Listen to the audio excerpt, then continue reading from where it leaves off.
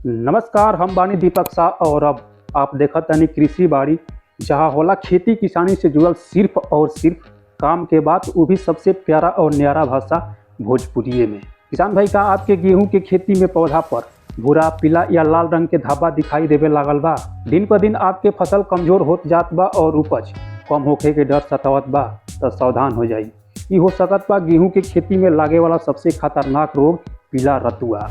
तो आज समझल जा कि गेहूं के खेती में पीला रतुआ रोग लगला के कारण का होला और एकर लक्षण का होला। दरअसल गेहूं के खेती में सिंचाई के दौरान ज्यादा पानी या पोषक तत्वों के कमी से रतुआ रोग फैले के संभावना बढ़ जाला। रतुआ रोग पकड़ला के सबसे आसान तरीका, जब अपन गेहूं के फसल में हाथ फेरम ना, तो आपके हाथ में पीला रंग के हल्दी जैसन पाउडर दिखाई दे, या जब गेहूं के फसल में ढूक के टहलब तो आपके पैर में या कपड़ा पर पीला हल्दी जैसन पाउडर दिखाई दी। तो किसान भाई, इस समय गेहूं के खेती में रतुआ रोग समेत कई गो बीमारी पकड़ला के संभावना रहेला। तो आपके खेत में पीला रतुआ रोग लग जाए तो किसान के का करे के चाही, का ना करे के चाही, कौन बात के ध्यान रखे के चाही, कैसे उर्वरक दिहल जा, कौन कीटनाशक के प्रयोग कइल जा, ये सब इम्पोर्टेंट जानकारी ई वीडियो में आपके मिले वाला बा। तो वीडियो के अंत तक जरूर देखिए। लेकिन किसान भाई, वीडियो शुरू करे से पहले आपसे एगो छोटा सा रिक्वेस्ट बा, चैनल पर नया बानी तो चैनल के सब्सक्राइब कर ली और साथ ही साथ वीडियो के लाइक कइल बिल्कुल ना भूलें। चलिए अब शुरू कर जाए। किसान भाई, गेहूं के फसल में बुआई से 60, 70, 80 या 90 दिन बाद विशेष ध्यान देवे के चाहिए। गेहूं के खेती में इस समय पर काफ़ी सतर्क रहे के चाहिए, काहे कि यही समय पर गेहूं के खेती में कुछ कीट रोग फैले के बहुत ज़्यादा संभावना रहेला। यही समय पर गेहूं के खेती में लागे वाला एगो बहुत ही खतरनाक रोग पीला रतुआ रोग पकड़ला के संभावना रहेला। तो समय समय पर खेत के मुआयना करत रहे के चाहिए और पीला रतुआ रोग के लेके इस समय पर काफ़ी जागरूक रहे के चाहिए। हालांकि आप नया वैरायटी के चुनाव के लिए बनी तो नया वैरायटी में पीला रतुआ रोग लगला के कम संभावना रहेला, लेकिन कई बार ऐसा होला कि खेत में बहुत ज़्यादा नमी होखला के कारण या आप नाइट्रोजन वाला खाद के बहुत ज़्यादा प्रयोग कर ले, तो ये स्थिति में गेहूं के फसल में पीला रतुआ रोग पकड़ला के ज़्यादा संभावना बढ़ जाला। तो किसान भाई, वह पीला रतुआ रोग के कई सारा लक्षण बतावल गइल बा, जैसे कि आप खेत में ढुकब तो आपके पैर में पीला जैसन हल्दी के पाउडर दिखाई दी, जब आप फसल के हाथ से छुअब तो आपके हाथ में हल्दी जैसन पाउडर आ जाई। पीला रतुआ रोग कहीं कहीं खेत में छोटा सा हिस्सा यानी 10-15 पौधा से शुरुआत होला और बाद में ये पूरा बड़ा आकार पकड़ लेला, यानी बाद में चल के पूरा खेत में फैल जाला। तो गेहूं के फसल में पीला रतुआ रोग के लेके सतर्क रहल काफ़ी जरूरी बा। अगर खेत के थोड़ा सा हिस्सा में ही बा तो तुरंत उपचार शुरू कर देवे के चाही, ताकि पूरा खेत में ना फैले। तो किसान भाई, गेहूं के खेती में आप पीला रतुआ रोग के पहचान कर ले बानी, तो ये भी जान ली कि पीला रतुआ रोग के उपचार का बा। आपके पीला रतुआ रोग पर नियंत्रण पावे खातिर का छिड़काव करे के बा। तो देखिए, गेहूं के खेती में निश्चित तौर पर पीला रतुआ रोग आ गइल बा और आप पहचान ले बानी, तो 1% 1 मिलीलीटर प्रोपिकोनाजोल करके दवा आवेला। 150 से 200 लीटर पानी में घोल बना के छिड़काव कराएं। आपके गेहूं के खेती में पीला रतुआ रोग पर नियंत्रण हो जाएगी। दूसरा, देखिए, फसल पर ज़्यादा यूरिया के छिड़काव कर दिहला के कारण आपके फसल में नाइट्रोजन के मात्रा बहुत ज़्यादा बढ़ जाला। इस कारण से आपके गेहूं के फसल में पीलापन नजर आवे लागेला, वो भी कुछ समय खातिर। तो ऐसा स्थिति में आपकी यूरिया के छिड़काव बिल्कुल न करे के चाहिए। गेहूं के खेती में बुआई के बाद पहला सिंचाई पर प्रति एकड़ में मात्र 25 से 30 kg यूरिया के ही छिड़काव करी, इससे ज़्यादा यूरिया के छिड़काव बिल्कुल मत करी, काहे कि आपके फसल में नाइट्रोजन के मात्रा बढ़ जाई ना, तो आपके फसल में पीलापन नजर आई। कृषि वैज्ञानिक लोग यह भी बतावेलन जा कि यदि आपके फसल में नाइट्रोजन के मात्रा बढ़ गई बा, तो इसे बचे के और संतुलित उर्वरक प्रयोग करे के एक यह भी तरीका बा कि आप गेहूं की खेती में सिंचाई से पहले यूरिया के छिड़काव कर दी। देखिए, गेहूं के फसल में पीलापन के कई गो कारण हो सकत बा।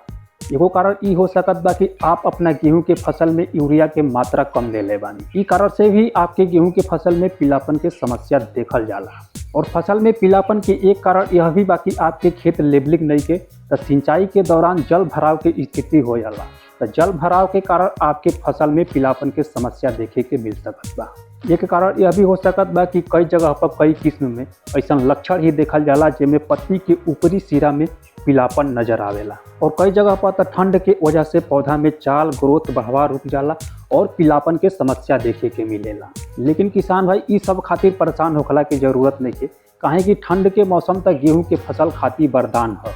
अगर आपकी गेहूं के फसल 40 दिन, 50 दिन, 60 या 70 दिन के हो गई बा और ऐसा लागत बा कि आपके फसल 20 25 या 30 दिन के बाद, तो एमे आपके परेशान होखे के बिल्कुल ज़रूरत नहीं है। जैसे ही आपके गेहूं के फसल खातिर अनुकूल समय हुई तो आपके गेहूं के फसल चाल ग्रोथ बहार पकड़ ली और तुरंत हरियाली देखे के मिली। लेकिन आप बहुत उत्साहित बानी और आपके गेहूं के फसल 55 दिन 60 दिन या 70 दिन से नीचे के बाद, तो आप फसल में 3% या 4% यूरिया के छिड़काव कर सकत बानी।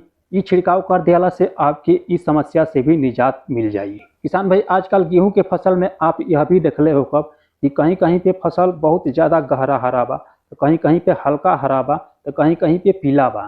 तो एमे आपके घबराए के नहीं के ई अवस्था जगह जल भराव या नाइट्रोजन के आउटडोज से हो सकत बा। तो ऐसे में आप घबराई मत। कृषि वैज्ञानिक लोग सलाह दिलन जा कि किसान सही मौसम में ही कीटनाशक खाद उर्वरक या कोनो भी दवा के प्रयोग करें। सही मौसम से तात्पर्य ई बा कि आपके एरिया में बारिश होके वाला बा या बादल आइल बा या बारिश हो गई बा, तो ये स्थिति में आप कोनो भी खाद उर्वरक या कीटनाशक या खरपतवार नाशक के छिड़काव मत करी, वरना आपके फायदा की जगह नुकसान पहुंच सकत बा। यानी कोनो भी कीटनाशक या खाद उर्वरक के छिड़काव तब करी जब आपके क्षेत्र में धूप खिलल बा, यानी एकदम मौसम साफ बा, तबे छिड़काव करी। बहुत ज़्यादा उत्साहित होके और दूसरा के देखा देखी करके कोनो अलग से कार्य कैला के जरूरत नहीं के। गेहूं की खेती में कई बार किसान 60-65 दिन के बाद भी यूरिया के छिड़काव करे लागेलन जा। कई बार तो 2% या 3% NPK के घोल बना के भी छिड़काव करेलन जा। किसान भाई देखिए, आपकी गेहूं की फसल हरा भरा स्वस्थ बा, लहरदार बा, तो कोनो भी प्रकार के कोनो दवा छिड़काव कैला के जरूरत नहीं के। किसान भाई, इस समय पर गेहूं के फसल में कई जगह पर रतुआ या कुपोषण के अलावा माहो के भी समस्या देखल जाला। अगर आपकी गेहूं के खेती में एक पौधा में माहो के संख्या 10 से 15 नजर आ रहा बा, तो इस समस्या से बचे खातिर कृषि वैज्ञानिक लोग क्विनाल फोस इसी दवा के छिड़काव करे के सलाह देलन जा। एकरा खातिर आपके 400 मिलीलीटर दवा के 150 से 200 लीटर पानी में घोल बना के 8 टंकी में छिड़काव करे के बा।